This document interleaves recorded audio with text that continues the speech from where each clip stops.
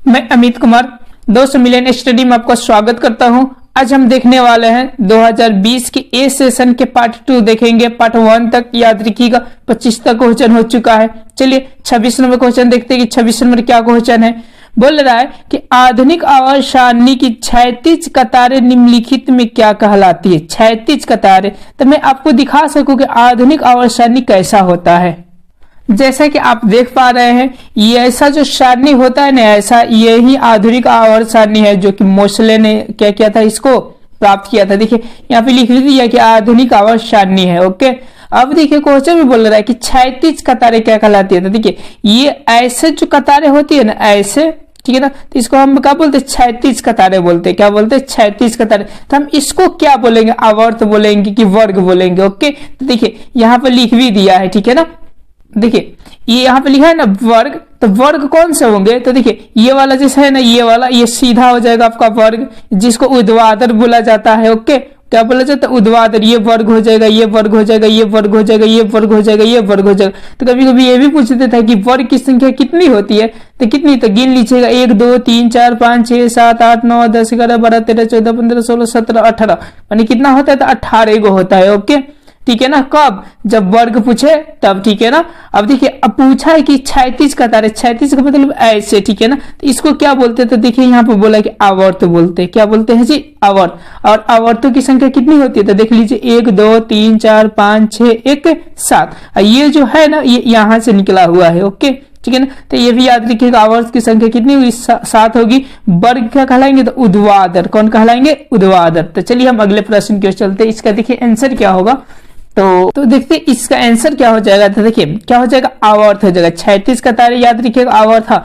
समूह को चूंकि वर्ग भी कहा जाता है, ये इतना याद रखिएगा, समूह को क्या कहते हैं, वर्ग। कोष तो ये अलग हो जाता है, ठीक है ना, इनमें से कोई नहीं। तो इसका जो राइट आंसर हो जाएगा ये हो जाएगा ऑप्शन नंबर ए। और जब यही पर ये थी पूछे आपका ऊर्ध्वाधर पूछे, तो याद रखिए समूह या वर्ग कहते हैं। ओके, चलिए अगला देखिए क्वेश्चन। कहे कि लोहे के फ्लाइंग पेन को जंग लगने से बचाने के लिए निम्न में से किस विधि का प्रयोग किया जाता है। ओके, तो इसका जो राइट आंसर होगा, देखिए लोहे के फ्लाइंग पेन पे, ठीक है ना, फ्लाइंग पेन पे जंग लगने से के लिए, ठीक है ना, तो ग्रीस तो लगाया नहीं जाता है, पेंट तो लगाया नहीं जाता है। याद रखिए जिंक की एक परत चढ़ाई जाती है। क्या की जाती है, तो जिंक की परत चढ़ाई जाती है। तो इसको याद रखिए गैल्वेनीकरण भी कहते हैं या इसको जास्तीकरण भी कहा जाता है। ये क्वेश्चन बहुत ही पूछता है। ओके, देखिए आपका 2021 में भी पूछा है, 2020 में भी पूछा है, हो सकता है 2019 में भी पूछा होगा, हो सकता है कि आने वाले एग्जाम में भी पूछेगा, 2022 2023 2024 जिसमें पूछ सके। ओके, अब देखिए 28 नंबर क्वेश्चन क्या है कि निम्नलिखित में से किस धातु को चाकू से आसानी से काटा जा सकता है। चाकू से आसानी से काटा जा सकता है, ठीक है ना। तो ये हमेशा याद रखिएगा। देखिए एल्युमिनियम, क्या एल्युमिनियम को काट सकते हैं, क्या मैग्नीशियम काट सकते हैं, क्या कॉपर को काट सकते हैं, कॉपर को मतलब वही तांबा को काट सकते हैं, नहीं ना। तो इसका जो राइट आंसर होगा वो सोडियम हो जाएगा। क्या हो जाएगा, सोडियम। और एक चीज और याद रखिएगा, जो दूसरा का होता है वो पोटासियम माने के होता है, जिसको हम लोग चाकू से काट सकते हैं, ठीक है ना। चलिए 29 नंबर क्वेश्चन को देख लेते हैं। 29 नंबर क्या बोलता है कि निम्नलिखित में से कौन गैस चूने के पानी को दूधिया कर देता है। कौन सी गैस चूने के पानी को दूधिया कर देता है, ठीक है ना। तो ये हमेशा याद रखिएगा, इसमें जो होता है दूधिया करने के लिए तो कार्बन डाइऑक्साइड होता है। कौन होता है जी, कार्बन डाइऑक्साइड। किसके, तो चूने के पानी, चूने के पानी। हाँ, चूने के पानी का भी सूत्र याद रखिएगा, जिसको कली चूना भी कहा जाता है। तो इसका जो सूत्र होता है याद रखिएगा CaO, और जब इसी में CO2 मिलता है तो ये बन जाता है कैल्शियम कार्बोनेट बन जाता है, और ये कैसा होता है, तो उजला होता है। चूंकि समझ गए होंगे। चलिए 30 नंबर क्वेश्चन को देखते हैं। 30 नंबर का क्वेश्चन कहता है कि टार्टेरिक अम्ल निम्नलिखित में किस में पाया जाता है। टार्टेरिक अम्ल, तो चूंकि आप लोग जानते भी होंगे, तो इसका जो राइट आंसर हो जाएगा ऑप्शन में क्या हो जाएगा, सी हो जाएगा, कि सिरका में पाया जाता है। तो चूंकि मैं आपको बता सकूं कि संतरा में कौन सा पाया जाता है, इमली में कौन सा पाया जाता है, टमाटर में कौन पाया जाता है, आप देख लीजिए ध्यान से। इससे भी क्वेश्चन पूछ सकता है। देखिए संतरा या नींबू पूछे तो याद रखिएगा सिट्रिक अम्ल पाए जाते हैं। जब सेब पूछे तो मैलिक अम्ल याद रखिएगा। जब इमली पूछे तो टार्टेरिक अम्ल डाला जाता है। जब सिरका पूछे तो एसिटिक अम्ल डाला जाता है। ओके, मन अम्ल होता है। दही पूछे तो लैक्टिक अम्ल होता है। टमाटर पूछे तो ऑक्जेरिक अम्ल होता है। पित्त पूछे तो हाइड्रोक्लोरिक अम्ल होता है। चाय पूछे तो चायनिक अम्ल होता है। विटामिन सी पूछे तो एक्जार्विक अम्ल होता है। चींटी का पूछे थे क्या होता है, फॉर्मिक अम्ल होता है, जिसको मेथेनोइक अम्ल भी कहा जाता है। ये आप लोग याद करके रखिएगा, हो सकता है कि इसमें से भी क्वेश्चन पूछ सकता है, ठीक है ना। तो इसका जो राइट आंसर हो जाएगा वो ऑप्शन नंबर कौन सा हो जाएगा, सी हो जाएगा। ये किस में पाए जाते हैं, तो सी, सॉरी इसका जो राइट आंसर होगा वो सिरका नहीं होगा। सिरका में तो चूंकि क्या पाया जाता है, तो आपका एसिटिक अम्ल पाया जाता है, इमली में पाया जाता है, सॉरी किस में पाया जाता है, इमेटाटेरिक अम्ल जो पाया जाता है वो किस में पाया जाता है, तो इमली में पाया जाता है। चलिए 21 number question, sorry 31 number question को देखते हैं। 31 नंबर देखिए क्वेश्चन क्या है हमारा, क्वेश्चन है कि जिप्सन का रासायनिक सूत्र है, जिप्सन का रासायनिक सूत्र है, ठीक है ना। तो याद रखिएगा, एक चीज आपको बताए थे पहले ही क्लास में, ठीक है ना। जिप्सन का जो सूत्र होता है वो CaSO4 2H2O होता है। ये किसका हो जाता है, जिप्सन का। जब इसी का जब आधा कर दिया जाता है तो याद रखिएगा प्लास्टर ऑफ पेरिस का सूत्र ये हो जाता है, प्लास्टर ऑफ पेरिस का सूत्र ये हो जाता है। और ये नीला थोड़ा का लगभग सूत्र होता है, ठीक है ना, उतना कंफर्म नहीं है। तो इसका जो राइट आंसर हो जाएगा वो ऑप्शन नंबर याद रखिएगा बी हो जाएगा। अब प्लास्टर ऑफ पेरिस का याद रखिएगा ऑप्शन नंबर ए हो जाएगा। चलिए हम 32 नंबर क्वेश्चन को देखते हैं। देखिए 32 नंबर हमारा क्वेश्चन क्या है, बोल रहा है कि जिंक तथा सल्फ्यूरिक अम्ल के बीच अभिक्रिया में निम्नलिखित में कौन सी गैस निकलती है। जैसे कि मैं आपका यहाँ पर सूत्र लिख सकूं और आपको बता सकूं, ठीक है ना, कि जिंक और सल्फ्यूरिक अम्ल के बीच अभिक्रिया होती है। जैसे देखिए आपका जिंक हो गया प्लस सल्फ्यूरिक अम्ल के मतलब H2SO4 को हम सल्फ्यूरिक अम्ल कहते हैं। जब अभिक्रिया होती है तो देखिए क्या निकलता है, तो ये जो है हाइड्रोजन, ठीक है ना, ये यहाँ से विस्थापित हो जाता है, तो यहाँ पर बन जाता है ZnHO4 और प्लस क्या बन जाता है H2, तो यही गैस का होती है तो बाहर निकलती है। तो इसका जो राइट आंसर हो जाएगा वो ऑप्शन नंबर क्या हो जाएगा, डी हो जाएगा, ठीक है ना, H2। ओके, अब चलिए 33 नंबर हम क्वेश्चन को देखते हैं। 33 नंबर क्या बोलता है, बोलते हैं कि आयोडीन की कमी से कौन सा रोग होता है, आयोडीन की कमी से कौन सा रोग होता है। तो चूंकि आप लोग जानते भी होंगे लोग कि आयोडीन की जो कमी से होता है वो घेंगा होता है, ओके, ठीक है ना। मधुमेह याद रखिए इंसुलिन की कमी से होता है, ठीक है ना। और ये स्कॉर्बी जानती है, एड्स तो जानती है, ठीक है ना। चलिए 34 नंबर हम क्वेश्चन देखते हैं। 34 नंबर कहता है कि निम्न में कौन पिट्यूटरी ग्रंथि से निकलने वाला हार्मोन है, पिट्यूटरी ग्रंथि से निकलने वाला क्या हार्मोन है। तो मैं आपको चित्र के माध्यम से समझा सकूं, जैसे कि आपके इमेज में दिखाई दे रहा है, ठीक है ना, कि पिट्यूटरी ग्रंथि कौन होता है। तो देखिए ये जो सीट के जो बीच में होता है ना, ठीक है ना, यहीं पे पाया जाता है। कौन से पाया जाता है, तो पिट्यूटरी ग्रंथि पाया जाता है, जो कि क्या करता है, तो वृद्धि में काम आता है। किसके में काम आता है, तो याद रखिएगा ये वृद्धि में सबसे ज्यादा काम आता है। तो इसका जो राइट आंसर होगा, देखिए कहीं वृद्धि लिखा होगा। हाँ चलिए देखिए ऑप्शन नंबर ए ही में लिखा है, कौन सा, तो वृद्धि, ठीक है ना। ओके, अब चलिए 35 में क्वेश्चन को देखते हैं। कहते हैं कि अमीबा में अलैंगिक जनन किस विधि द्वारा होता है, अलैंगिक जनन किस विधि द्वारा होता है। तो मैं आपको चित्र दिखा सकूं, जैसा कि आप चित्र में देख सकते हैं अमीबा का। ओके, जब देखिएगा ये ऐसी होता है ना, जब बढ़ता है तो ये अलग अलग भागों में क्या होता है, टूट जाता है, अलग अलग भागों में क्या हो जाता है, टूट जाता है। तो ये कौन सा हो जाता है, विखंडन हो जाता है। ओके, तो देखिए इसका जो राइट आंसर हो जाएगा ऑप्शन नंबर क्या हो जाएगा, बी हो जाएगा, ठीक है ना। क्या हो जाएगा, ऑप्शन नंबर बी, विखंडन।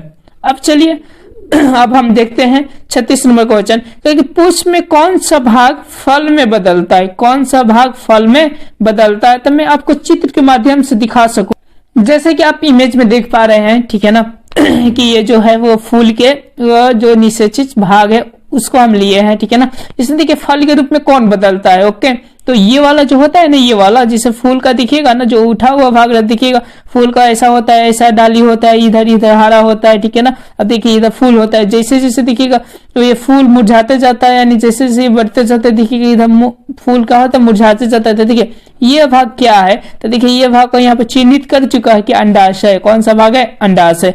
और इसके अंदर क्या रहता है, तो अंडकोश का रहता है और बीजांड रहता है, यानी बीज बनते हैं। ओके, अब देखिए एक का होती है परागनली होती है, एक परागकर होता है, एक वर्तिकाग्र होता है, वर्तिका होता है, अंडाशय होता है। तथा से मैं आपको इस चित्र के बारे में समझा सकूं कि इधर वाले जितने भाग देख रहे हैं ना, इधर वाले सब स्त्री केसर है, और इधर ये दो को देख रहे हैं आप परागकर, ठीक है ना, परागनली लिखा है, ये क्या है, तो पुण्य केसर की भाग है। और याद रखिएगा इसको हम कहते हैं परागकोश, तो परागकोश के अंदर क्या रहता है, परागकर रहता है। ये भी क्वेश्चन बहुत बार पूछा हुआ है, तो इसलिए आपको मैं समझा देता हूं, ठीक है ना। तो इसका जो राइट आंसर हो जाएगा, देखिए यही फल के रूप में बदलता है, तो ये कहा हो जाएगा अंडाशय।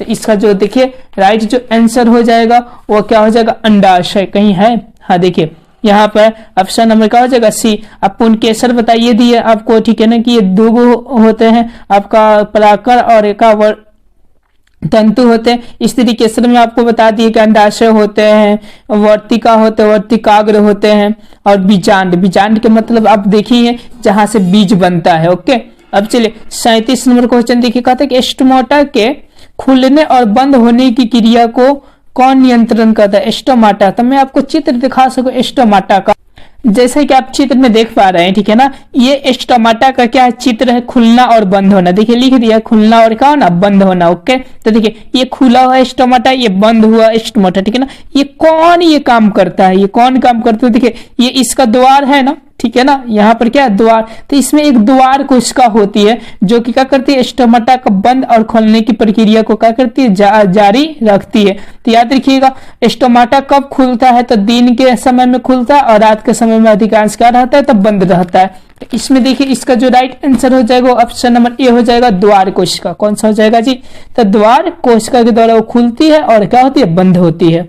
ओके, अब चलिए हम 38 नंबर क्वेश्चन को देखते हैं। 38 नंबर क्या क्वेश्चन है, बोल रहा है कि निम्न में से कौन ब्रिक की रचनात्मक एवं क्रियात्मक इकाई है। ब्रिक, ब्रिक के मतलब चूंकि आप लोग जानते होंगे किडनी जिसको कहा जाता है, ठीक है ना, कौन है। तो मैं आपको चित्र दिखा सकूं, जैसे कि आप चित्र देख पा रहे हैं, ये जो भाग होता है वो ब्रिक होता है। कहा होता है, ब्रिक। तो देखिए यहाँ पर वो दिखा भी दिया है कि ये कौन सा भाग होता है, ब्रिक। अब देखिए इसी में जो छोटी छोटी कोशिकाएं पाई जाती है जिसको बोला जाता है रचनात्मक क्रियात्मक, वो क्या होती है। तो जैसे आप चित्र में देखिए, यहाँ पे मैं दिखा सकूं आपको साफ साफ, हाँ देखिए दिखाई दे रहा है ना। तो ये किसका चित्र होता है, तो नेफ्रॉन का होता है, जिसको ब्रिक नलिका भी कहा जाता है, चाहे नेफ्रॉन भी इसको कहा जाता है। ओके, तो देखिए यहाँ पर ध्यान से, ठीक है ना, देखिए ये जो होता है आपका ब्रिक होता है, नेफ्रॉन होता है। क्या होता है, नेफ्रॉन। ऐसा ही कोशिका पाई जाती है। तो याद रखिएगा लगभग ये 10,000 पाए जाते हैं। लगभग कितने पाए जाते हैं, एक ब्रिक में 10,000 पाए जाते हैं। थोड़ा सा मैं आपको चित्र के बारे में दिखा सकूं कि ये क्या होते हैं, अभिवाही धमनी होती है, अपवाही धमनी होती है, ये ग्लोमेरुलस होता है जो कि छानने का काम करता है, बेमोन स्फुट होता है जो कि मदद करता है, कुंडली नलिका जिससे कि ये यहाँ से ऐसे कर करके आता है, ठीक है ना, हेनरी का चाप, ठीक है ना, हेनरी का और वही चाप कभी समय मिलेगा तो इसको अच्छा से बता दीजिएगा। बस इतना समझिए कि यही का होता है, द नेफ्रॉन होता है, ये लगभग 10,000 पाया जाता है। तो देखिए इसका जो राइट आंसर हो जाएगा वो ऑप्शन नंबर क्या हो जाएगा जी, तो ऑप्शन नंबर बी हो जाएगा 38 नंबर का, कि नेफ्रॉन पाया जाता है। अब चलिए देखिए इसी से संबंधित यहाँ फिर क्वेश्चन पूछ दिया 39 नंबर कि तब तो जान गए इसका आंसर क्या होगा, तो आपका नेफ्रॉन। ओके, अब चलिए 39 नंबर कह रहे क्वेश्चन कि मानव का प्रमुख उत्सर्जी अंग निम्नलिखित में कौन है। तब अभी आपको चित्र दिखा है, याद रखिएगा ब्रिक। कौन सा है जी, ब्रिक।